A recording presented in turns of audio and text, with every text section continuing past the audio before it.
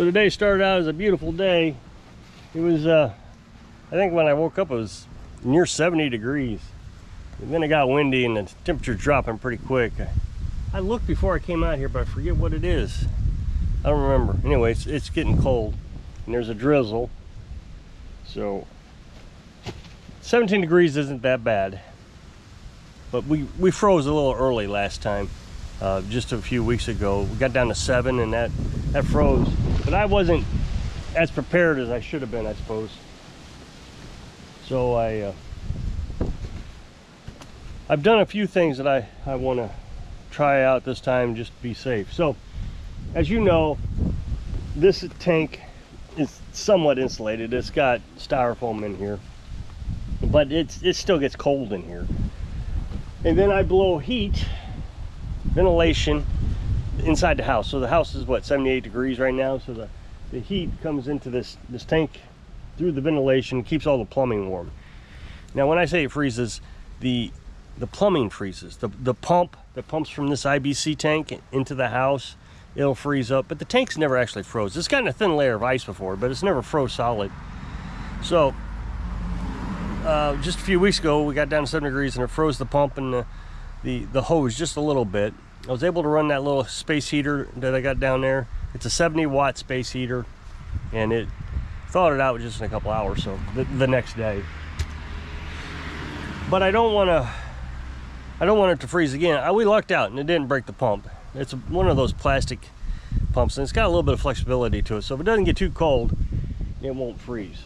So, but like I said, I wasn't prepared as well as I normally am. Now I've got everything covered up really good. And the you know, I had the insulation on this side wasn't holding real well. The other problem I have is when it's really windy like it is today. See behind you, this is north. So when it's cold, the north comes in this direction and right into my box. Now I have screwed this in the past, but I have to get into it so much that I've decided that that's just a waste of time, and I don't want to spend all my time screwing it in and unscrewing it. So what I do now, well, I've always done this actually on windy days, is I take this tarp here and I try to hold in some of the heat with the tarp so the wind doesn't blow right into it. I don't know if you can see me or not. So that's what I'm going to do right now.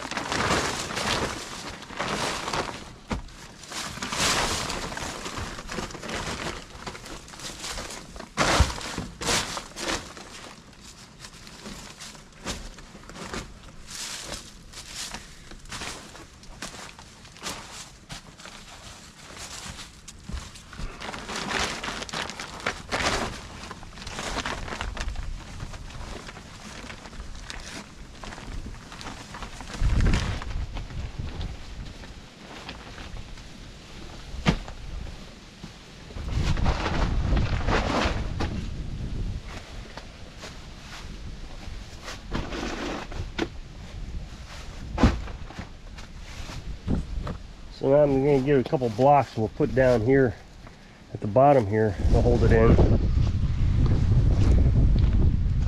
It's cold and misty.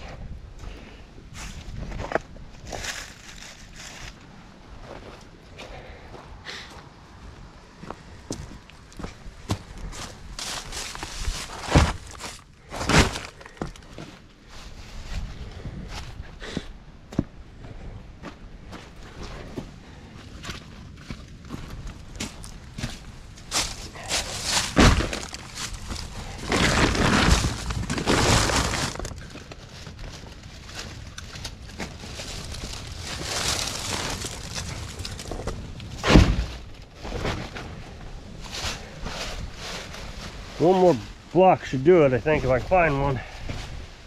Ooh, it's chilly. Yep, there's a good one right here.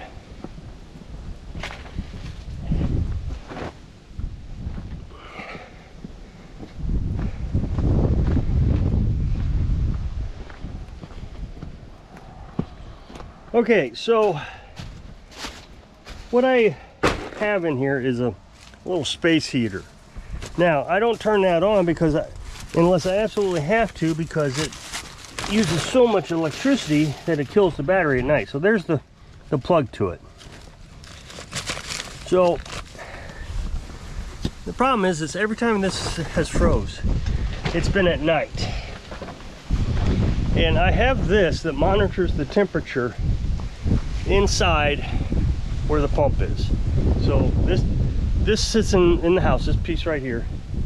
And then there's a sending unit that I got down there by the pump.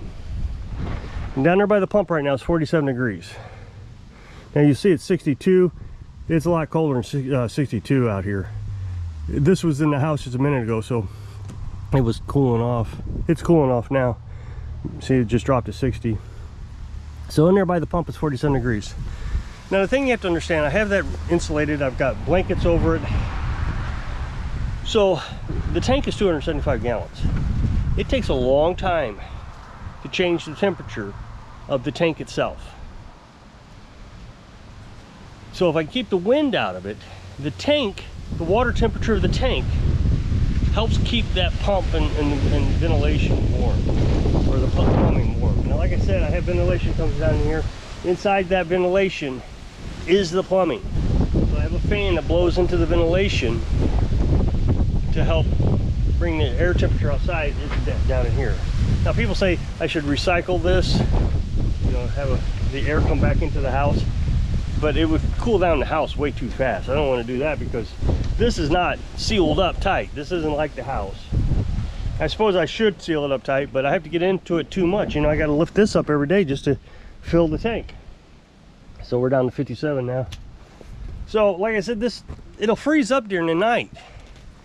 And Carolyn will go to bed at 11 o'clock. I get up at 2 o'clock to go to the bathroom and it's froze. So, you know, then, you know, it's hard to get back to sleep because you're sitting there thinking about it, and then you get up in the morning. Now, just to be clear, I know everybody knows this, but I just want to make sure that you remember, just because that freezes does not mean that is our primary system. That is a convenience. This is our primary system. This is the well, and it can't freeze. This pipe, so the well, water comes up, this pipe right here,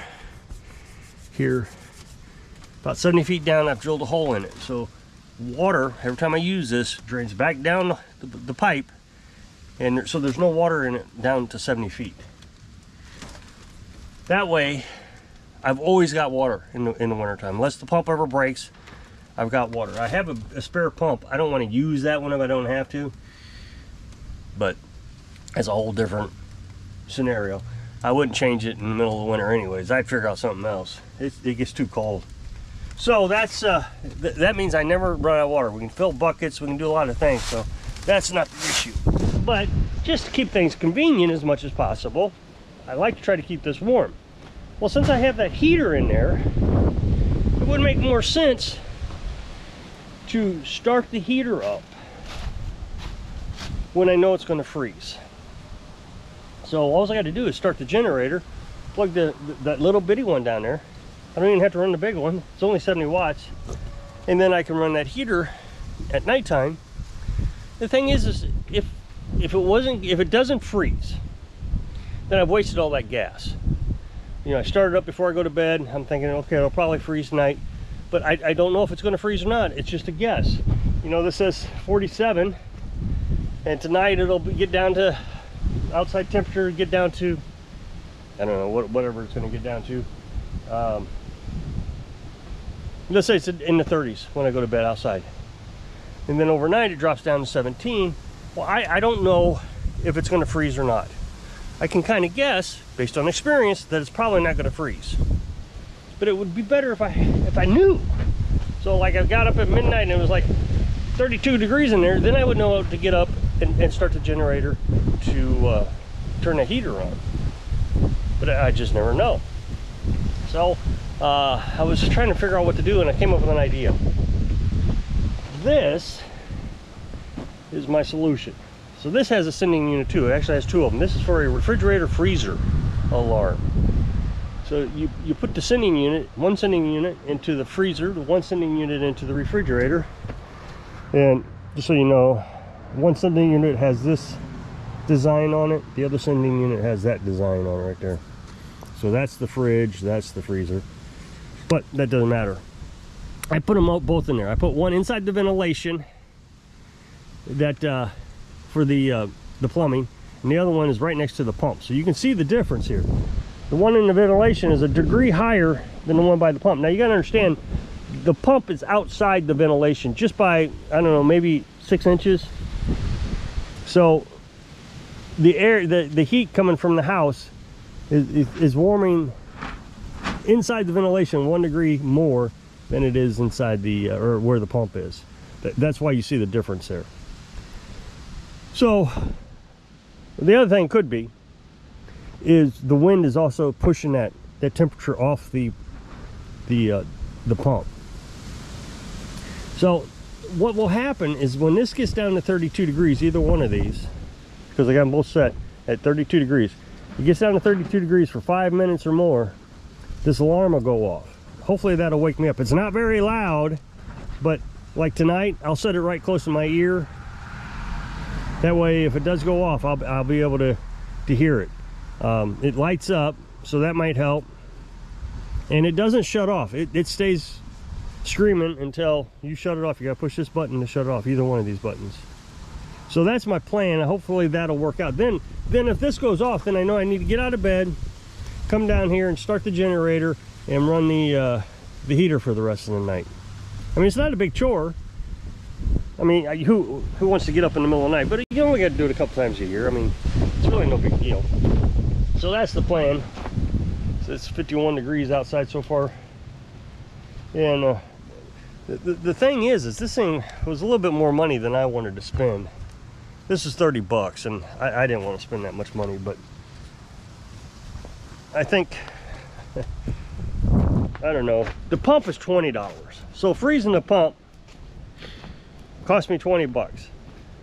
So I didn't want to spend this, but spending this, if I burn up 2 pumps because it froze too hard, then this paid for itself. So I'm gonna go down here and put the cover back over the generator. It's been pretty windy. Everything's blowing around, and man, that mist hits you in the face. That's kind of numbing. Whew. So we'll keep an eye on it now. I'm sure we'll be in much better shape. I put a couple extra blankets on top of the pump to help insulate it even more.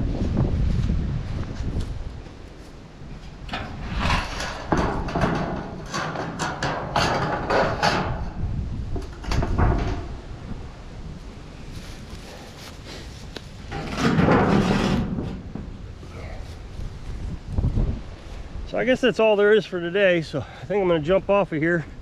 So if you'll click this up next box, take to a video over my other channel. It'll be a brand new video today. I really appreciate it. Go check it out. So if I can inspire you to keep at it, sing of your dreams. Thanks for watching.